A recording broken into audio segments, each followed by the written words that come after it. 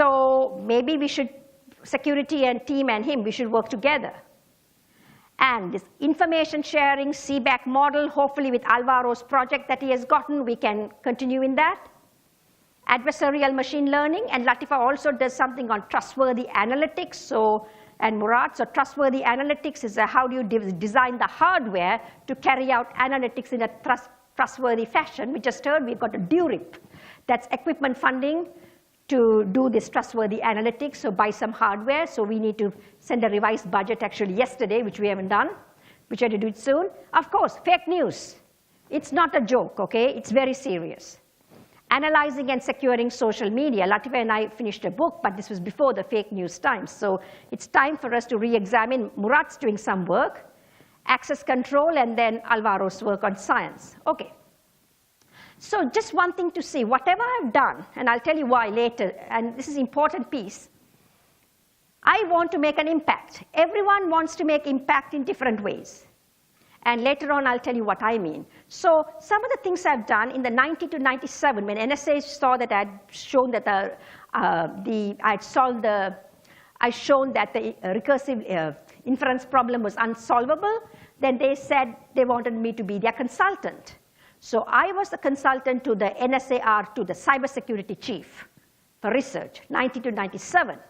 And we funded efforts on inference and deductive data management and some very interesting work. So my research is transferred in secure database systems to Oracle Sybase Informix, and it's not really, I'm not just making it up. You can see there's documentation on that. Distributed data management, I didn't go into it, but I developed myself and Harvey Rubinovitz. I'll talk about all my collaborators. Transferred to an army system. My real-time work was transferred to AWACS. Spawned the whole area, I believe, privacy-enhanced data management, and that funded Murat's, I didn't even know him, that funded his PhD work.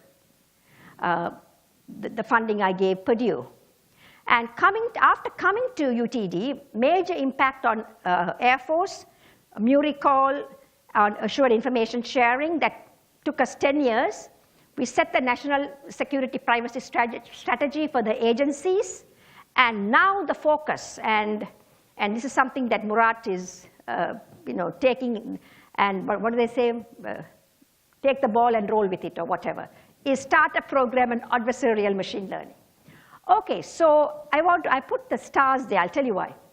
So Honeywell, I have all these collaborators, but certain people I've mentioned in red. What's the common between these? Oh, I've already given the answer. Okay, so these are the people who really helped me. But Pat Dwyer is the lady who hired me. Remember I said 3 things had to work together? And Pat is the one who hired me. We had a lunch at the Indian restaurant in '85 summer, and then she said, she spoke highly of me. And so Maria then worked at MITRE, and my career was floundering a little bit at MITRE because there was some various issues. But then Maria came, and she really supported me. She saw that I was really good, and so you need people to support you. And then she went to NSF and said, Bhavani, I helped you, so you have to, something like that. She didn't quite put it that way. So I went to NSF. Not quite like that. And UT Dallas, Professor Yi-Ling Yan. She really wanted me to join, and so she really supported me, another woman. And then I've got many colleagues, but the one I'm closest to is Elisa Bertino. So you can see that, and I'll tell you something more. Okay, my night job or day job. So I talked about my research until now, okay? But I also have another job. And I said night, first I put night job, and then said, do I really do it in the night? It's all, I don't know the difference between night and day anymore, okay? So that's sort of my challenge, right, to differentiate. So my night job or day job is a Cybersecurity Research and Education Institute, and this is a team effort. We have had substantial progress. The parts in red are something I'm really proud about, okay? So NSA DHS Center for Academic Excellence in Cyber Operations, our various outreach I'm doing. And it's not just in Johnson School. We are working across all of the schools except arts and humanities. So we have funded projects, like especially with Jennifer and Patrick.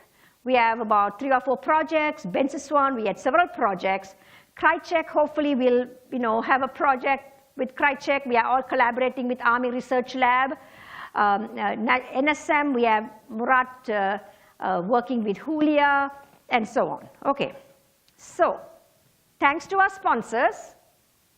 Now, a personal story. So I talked about my technical staff, my work very briefly, the institute. So I took a non-traditional career path, meaning I didn't sort of finish my PhD, go to faculty. I did all kinds of stuff.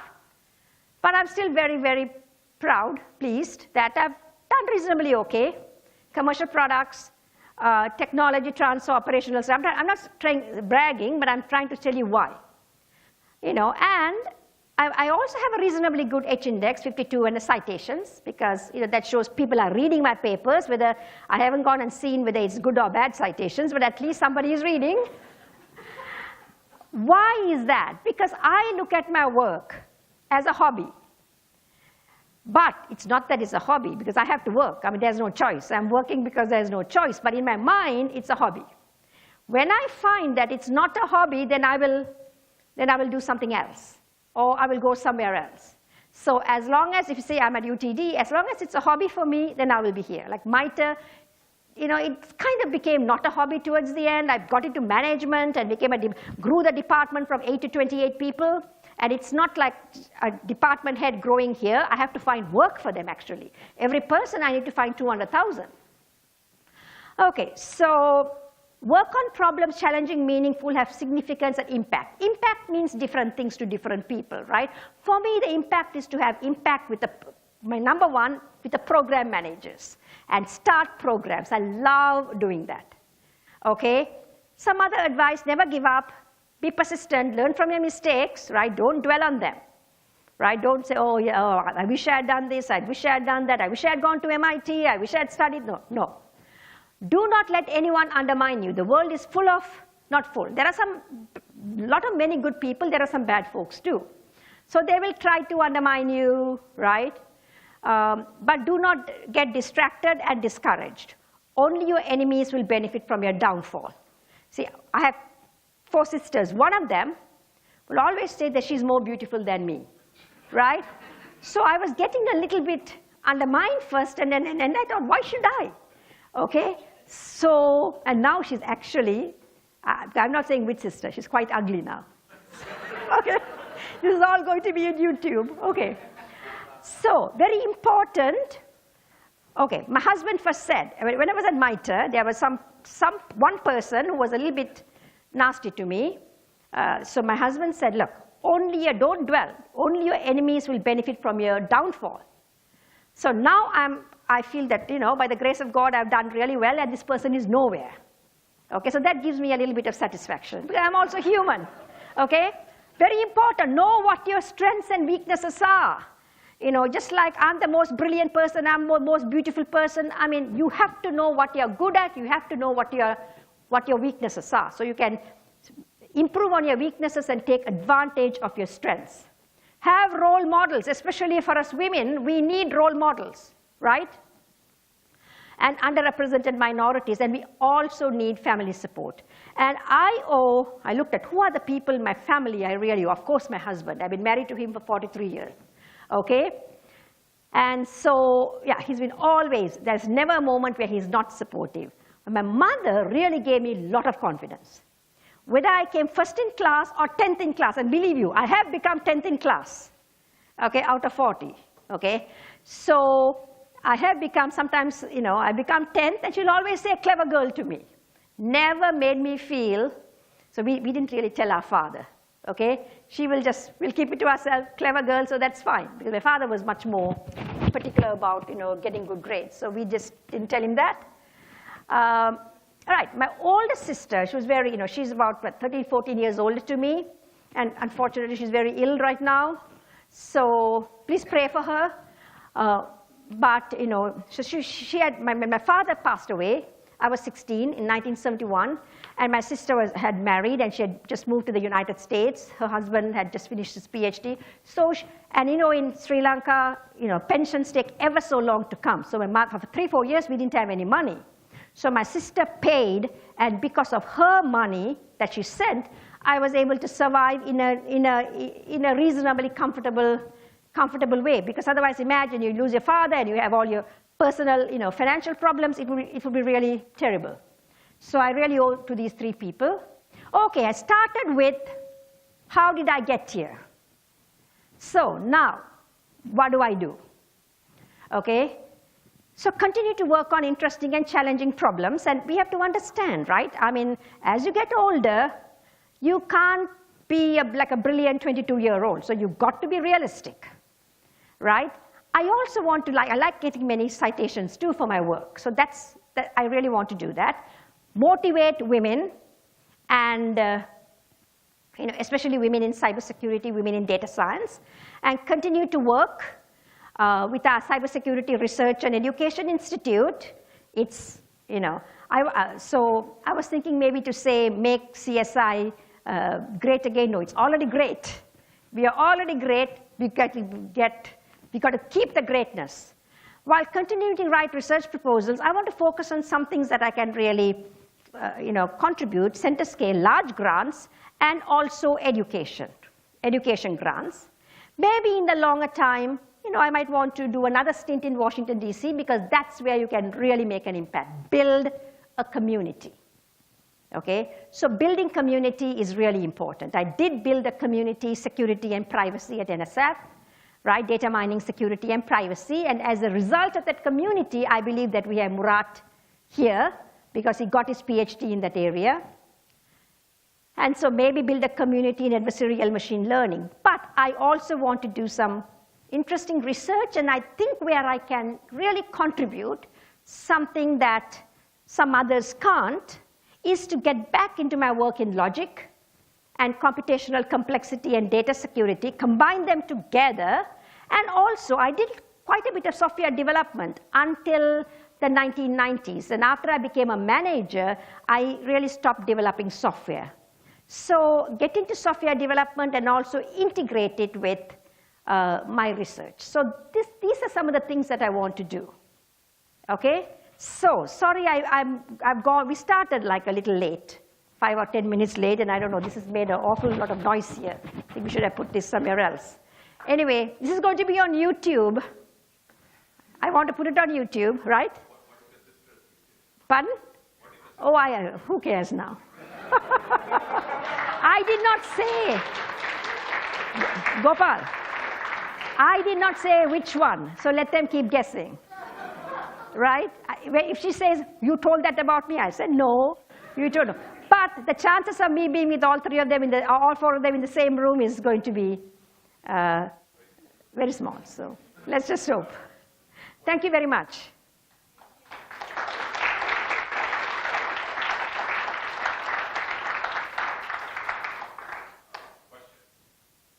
Yes, Lakshmi. So, Professor Bhavani, it is an excellent talk. Thank you. I really enjoyed. You are a true leader and also a very good person. It showed in the way that you recognized all the people that worked with you, and you also built the excellent team. You are really a great role model for us. You're going to make me cry now.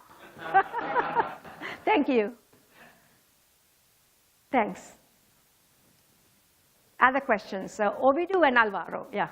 Maybe a more difficult question now. So we've seen here a lot of strengths, and at some point you say you have to recognize your weaknesses. Yeah. So can you tell us 2? Okay. I'll tell you my one weakness. I talk too much sometimes. But I'm very authentic. I say, I know. My husband sometimes tells me I've got verbal diarrhea. So, but I always tell, I'm authentic. I think it comes across. So that's my one weakness, I would say, which could also be a strength. What is my other weakness? As I said, this night and day thing, I really have to work on it.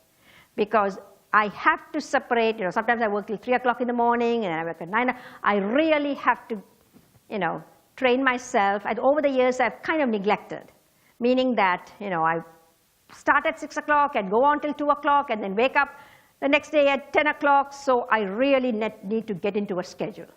And I'm working on it. I'm doing meditation, as I told Dr. Jonathan Backdash. Jonathan, can you raise your hand? He's our collaborator from Army Research Lab. We were there in Houston, mindful meditation, because there are some researchers who are looking at mindful meditation and seeing the brain, how the brain functions. So I do mindful meditation, and I really need to practice. So that's another weakness, right? So 2 here. I can find you more, but maybe. Alvaro, one more question. Yeah, Alvaro? Yeah, no, so I was wondering, I guess 2 questions. One is, so you had experience with industry, government jobs, and academia, and I was wondering what were maybe the best aspects and the least, or the aspects that you didn't like of each job. And the second one would be, like, if we were starting your career nowadays, like in today's environment, what would be sort of like the research problems that you would be looking at? Right, so a very good question. Let me talk about the second one, right? First one, I had to think a little bit. Second one, if I were to start my career today, would I do what I did then? I think times have changed. We are looking at 37 years later, 37 plus years later. We did not have online stuff, no web. We had nothing. We couldn't work from home. We had to be there at work. Very, very different environment. Today, I think that would I have taken the job at New Mexico Tech? I would have said yes, because I could have made some better arrangements to take care of my son, and I could have negotiated, I'm going to stay at home, and things like that, right? So things are different, because you have to take, and also it's that much more competitive. I can see like Murat, Latifa, Kevin, Alvaro, things are so much more competitive for them than it was for me, because there were fewer people during my time, right? So you can't afford to take 5 years and do visiting faculty and then go to control data. These are good jobs. And then come back and say, oh, I want to do research. No, you've got to be focused. So you can't do, so for the ladies, don't sort of do what I did, because that was 37 years ago, okay? In terms of research problems, it also depends on the opportunity, right? If I had been in theory of, that's something, it's harder for me to explain, because I'm happy with the research I'm doing and the areas I've worked on. But again, it depends on what PhD I would have done. And so that's something. And your other question was, what were the challenges, right? No, I guess the trade-offs between academia and industry, government jobs. Okay, one of the things about academia is the flexibility, right? This is something that is really, really great, because we can, remember I said night and day, there's a bad parts, but then there's a good parts, right? So there's flexibility. But the thing with, everything has got a good government, of course you can have an impact and influence. Industry is really, I like it because you can do some research, most of it applied research, and then you can apply it to, you can see my CDC net. I'm still proud that some of the stuff I did went into commercial product. Honeywell process control system, the AI system we designed, went into a commercial TDC 3000.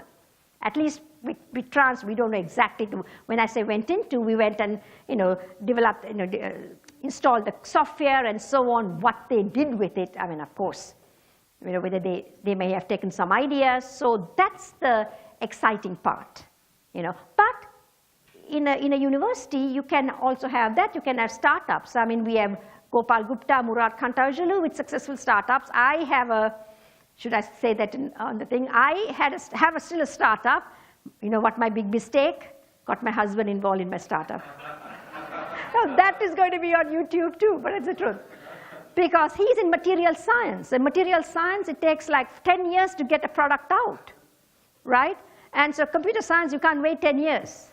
So you have startup opportunities as well. So university can give you the best of all worlds, all the worlds. So that's a good part. So maybe I'll ask one technical question. So you said that the privacy problem is unsolvable, which means basically you cannot really observe things and figure out things that you don't want me to know. Yeah. Right? So you proved it's unsolvable. So what is the solution then? What do we do? So I proved it's unsolvable, but then you have to look at the various aspects of the privacy that you can solve, and then do the best you can, right? That is what everybody is doing. So would it help to use deception, do things that will confuse you? That is Kevin's work. I haven't mentioned Kevin's work because I'm not really in that. I'm not part of his sort of team. Excellent work he's doing in software deception, decoy, lot of exciting work he's doing. But then Murad is doing adversarial machine learning. He will, that's what they are. This is the exciting part. Good question. That's why I said, right? You're putting everything together is becomes such a challenge. Yeah? Or students, yeah. I want to know what your thoughts are on blockchain technology and distributed system. It's adding a whole new dimension to cybersecurity. Yeah, it is adding, it's a whole new dimension, encryption. In the end, I think that is the solution to go, but whether we can have efficient solutions, efficiency, there's also the homomorphic encryption. There's so much to do, and I know it as sort of just to teach at a high level. I really haven't researched into it, so I can't sort of give you an answer that can be sort of a researched answer, but Murat is our expert in that area, as well as Alvaro. Alvaro also, especially Ivo, who is not here. So they can give you a more researched answer. But for me, I think that is sort of the way to go. But there are issues, and also efficiency. Those are things that we have to be concerned about. And that's another thing we have to bring into data security, which I haven't mentioned. Okay. Thank you.